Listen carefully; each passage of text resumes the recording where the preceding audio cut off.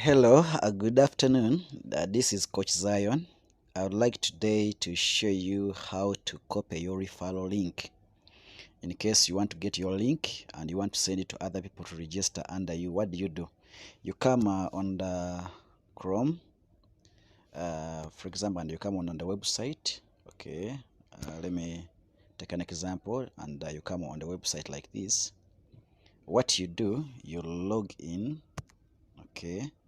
Log into your account. They'll ask you for username, so put in your username and password. So once you log in,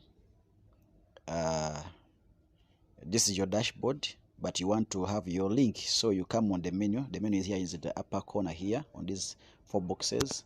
So you click and the menu comes. Now you can see the menu. You just go on marketing and you click marketing, and once you click marketing, your username is here. You can see the username there. It ends with Zion Lex, that is which is my username. So this is your referral link. Now you tap into this box down, or the green one, the green one. You click on it once and it turns green. When it turns green, it means it is copied on your link. So once it's copied, you can just come in WhatsApp.